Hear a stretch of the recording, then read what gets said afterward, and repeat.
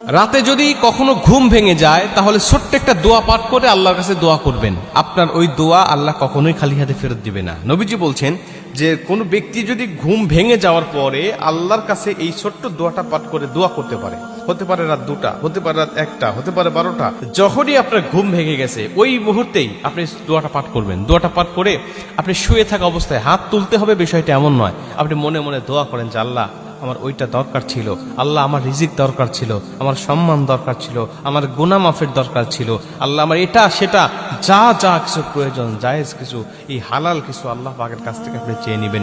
নবীজি বলছে দোয়া করলেই আল্লাহ পাক তখন তার দোয়াটা কবুল করে নেয়।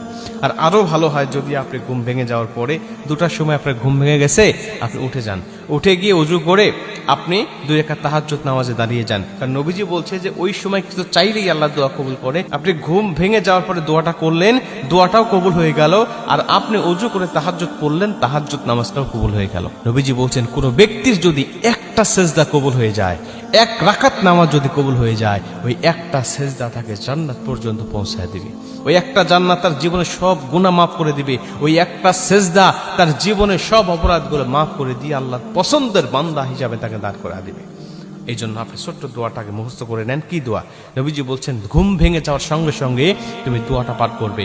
প্রথমে তুমি পাঠ করবে লা ইলাহা ইল্লাল্লাহু ওয়াহদাহু লা শারীকা লাহু লাহুল মুলক ওয়া লাহুল হামদ ওয়া হুয়া আলা কুল্লি শাইইন কাদির। এরপর তুমি পাঠ করবে সুবহানাল্লাহি ওয়াল হামদুলিল্লাহি ওয়া লা ইলাহা ইল্লাল্লাহু আল্লাহু আকবার। এরপর পাঠ করবে লা হাওলা ওয়া লা কুওয়াতা ইল্লা বিল্লাহ। এই দোয়াটা কিন্তু আমরা ভেঙে ভেঙে, এখানে 3টা দোয়া একসাথে করা হয়েছে, ভেঙে ভেঙে কিন্তু আমরা সবাই জানি, এটা কিন্তু আমাদের মুখস্থ আছে। লা ইলাহা ইল্লাল্লাহু ওয়াহদাহু লা শারীকা লাহু লাহুল মুলক ওয়া লাহুল হামদ ওয়া হুয়া আলা কুল্লি শাইইন কাদির। আমরা সবাই কিন্তু ফরজ নামাজের শেষে ওই সুবহানাল্লাহ 33 বার, আলহামদুলিল্লাহ 33 বার, আল্লাহু আকবার 33 বার পাঠ করার পরে 100 বার পূর্ণ করার জন্য কিন্তু আমরা এই দোয়াটা পড়ে থাকি। অতএব এটা কিন্তু আমাদের মুখস্থ আছে অলরেডি। সুবহানাল্লাহ আলহামদুলিল্লাহ ওয়া লা ইলাহা ইল্লাল্লাহু আল্লাহু আকবার, এটাও আমাদের মুখস্থ আছে, কারণ এটা একটা তাসবিহ। এরপরে লা হাওলা ওয়া লা কুওয়াতা ইল্লা বিল্লাহ, এটাও কিন্তু আমরা সকলেই জানি।